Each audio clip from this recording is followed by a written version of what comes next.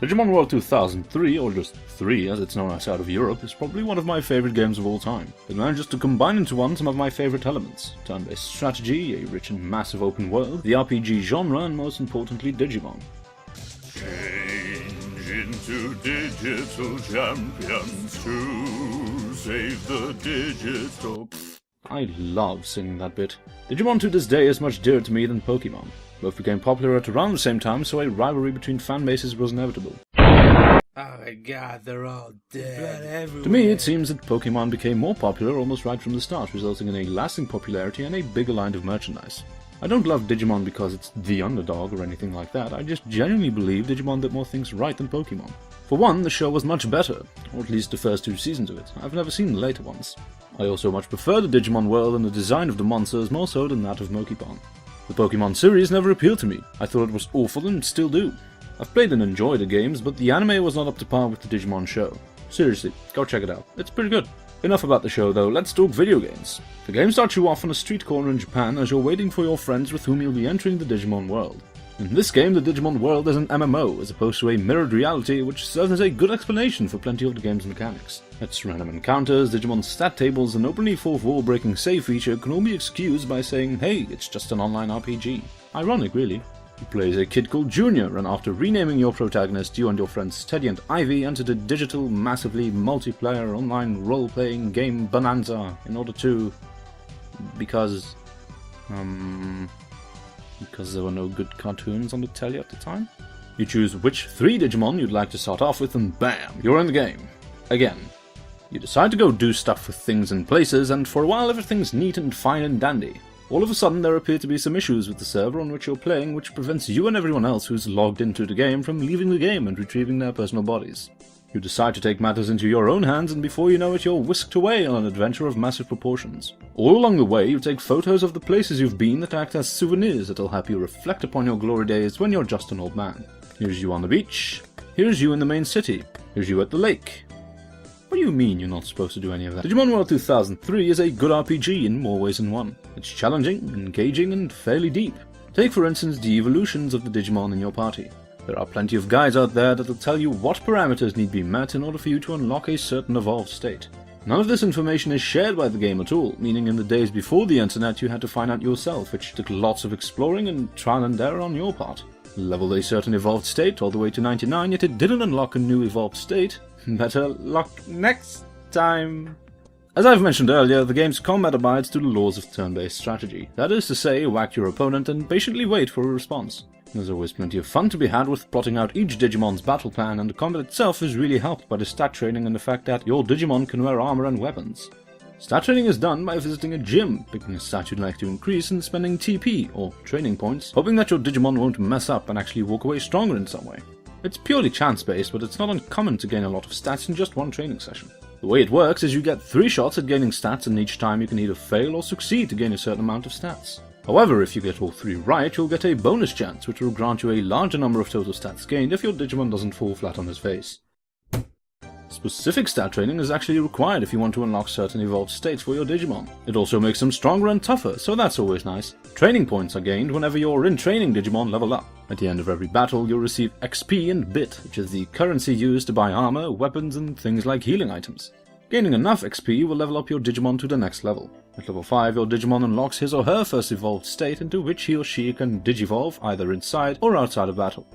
The evolved states have their own level, and whenever they win a certain amount of fights will level up from level 1 all the way up to 99.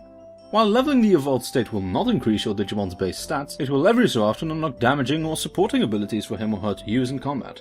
Some abilities, such as heals, can even be used outside of combat to nurse your Digimon back to health.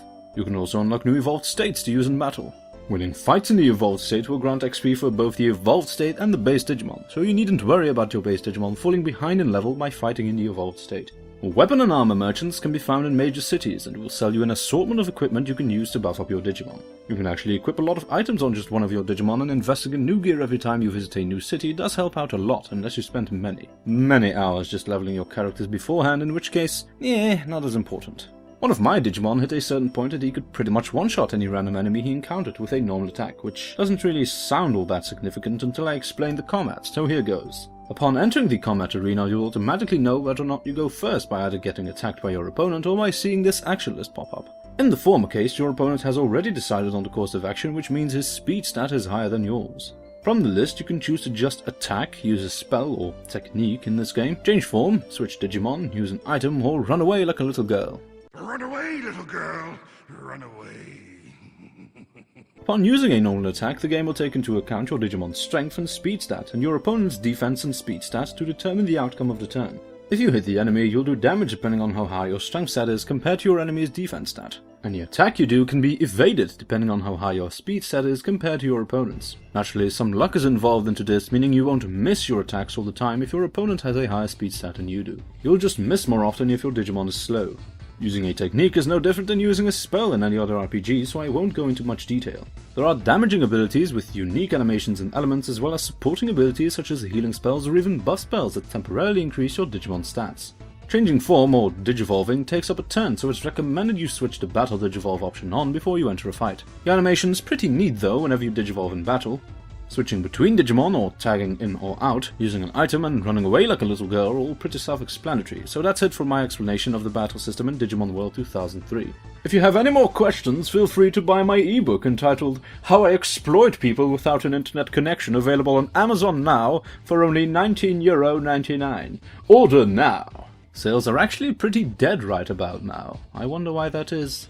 The game's actually very unforgiving at times. As you would expect when your Digimon falls in battle, he or she will be unavailable for the rest of the fight and receive no XP if the enemy is defeated.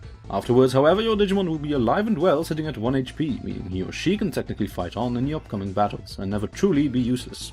This removes the use of a revive spell, and because of this, no such spell can be found in the game. You can simply use healing items or spells and your Digimon will be good as new with little penalty to equipment, stats, morale, self-worth, or anything like that. You may think that this seems unfair or easy, but bear in mind that unlike in some other more popular games of this genre, you will be returned to the title screen once all your Digimon fall in battle, and you'll be forced to restart from where you last saved.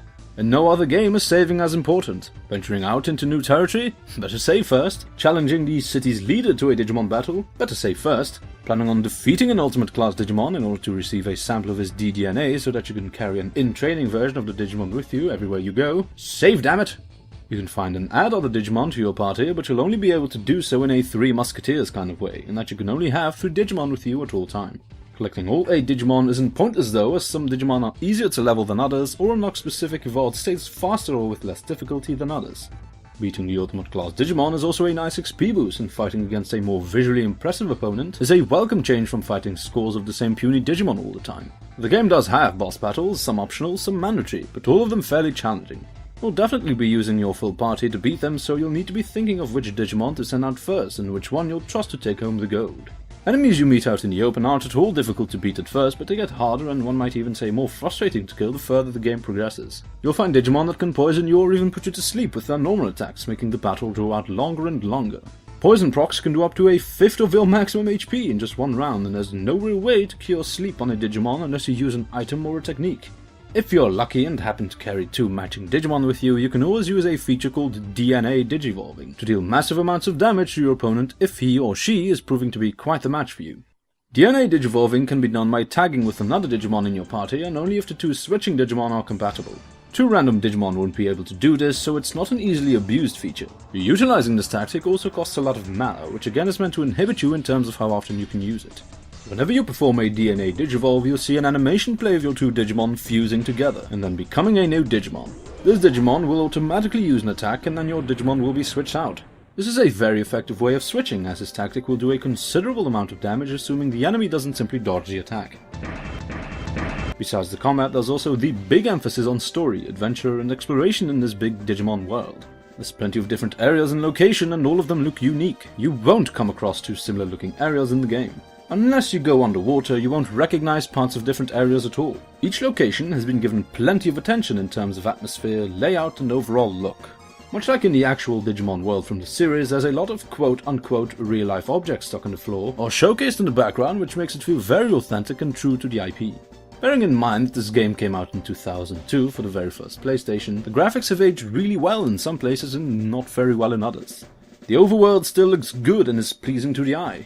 In modern days it could pass off as indie game graphics. visuals in the battle scenes aren't all that spectacular to say the least. You can really tell they were pushing the boundaries of the technology they had at their disposal. Particle effects range from hilariously bad to good at the time. The Digimon themselves have aged like milk, and the cardboard background isn't fooling anyone. I'm really not complaining though, there's a lot of content in the game, so I can excuse the game's poor graphics. There's some scripted stuff and non-scripted stuff, and various ins and outs to the game that'll have you reading walkthroughs more so than actually playing the game. Another nice throwback to the show is the fact that you meet a lot of the Digimon seen in this series, be it as enemies, NPCs, or even personal Digimon. You also get to see a lot of the Digimon's armor or weapons as set pieces in the various locations. It's also kept lore friendly in that you'll never see, say, a Tremon underwater or a Searock in the mountains. However, there is one major complaint I have about this game. Unlike in the show, the game has little to no emotional moments or character building. You learn nothing about the protagonist other than the fact that by the end of the game, he's pretty much responsible for having slaughtered thousands of Digimon and having trained his own WMDs. Your personal Digimon are also devoid of personality or emotion. They never talk at all, not one word the entire game. You can also never talk with them, feed them, or praise them or anything like that. They're just your tools of annihilation to which you always resort when you're faced with a roadblock.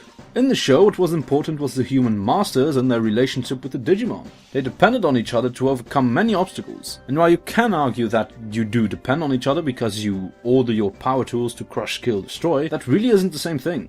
Fighting in the show was never seen as the way forward, but rather a last resort for when things went south and stayed there. The Digimon's power was directly linked to the bond they shared with their appointed human beings. They didn't become stronger because they spent 20 plus hours farming Dolphmon underwater, but because of the power of friendship. Okay, that sounds sappy and lame, but it's still true. In this game, there's none of that, which was really disappointing to me personally. In the first Digimon World game, you're responsible for one Digimon and one only. You raise it, feed it, train it, even help it go potty for God's sake. There was an overarching goal and adventure to be had, but the emphasis wasn't as strong as you spent more time with your Digimon and the expanding of the quaint little town to a medium-sized city than you did fighting wild Digimon or exploring new lands. Digimon World 2003 switches that around, and while it does a great job of letting you explore by giving you this rich and expansive world and playing it feels like you're having an adventure, it felt like a huge disconnect from the show and the previous game. You could have changed all the Digimon to look like Polly Pocket dolls and changed the name to Polly Pocket World 2003, and it wouldn't have made much of a difference as you would still be emotionally disconnected from the guys with whom you spend the majority of the game running around in the overworld and commanding in battle. This truly irks me, and had it forced you to bond with your party members, this game would have easily been my absolute favourite RPG. All that aside, it's still a great JRPG with lots of grinding, difficult and engaging boss fights, grinding, great scenery, and did I mention there's tons of grinding in this game? No, really, there's tons and tons and tons of grinding in this game. I got so deep into leveling my champion form Digimon into ultimate form Digimon that I lost track of time and did little else than play Digimon all day long, which, if nothing else, is certainly a testament to the game's immersion factor. Even though you never connect with your Digimon, you still get carried away in the leveling process and the prospect of having badass looking fighters. It really has that feel of, no, I'll just do one more thing and then go to bed, I promise.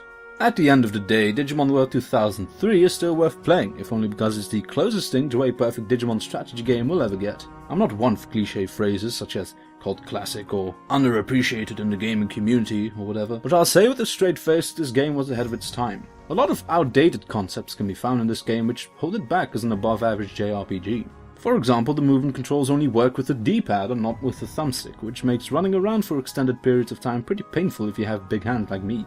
The developers did their best, but in the end that wasn't enough to warrant a sequel in the same genre or even a shot at redemption. The next Digimon World game would be an action game and wouldn't be remembered nearly as vividly as its predecessor.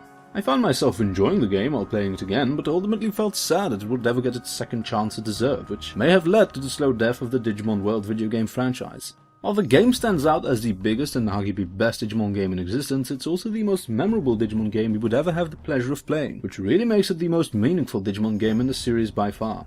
It was a big burden to bear, and the poor knees of the ever-trying Agumon give out at just the wrong time. Thanks for watching this rather depressing edition of Yield Hangman. If you enjoyed the video, let me know by liking or commenting. If you did not enjoy the video, let me know by disliking and commenting as well, as it does help out a lot.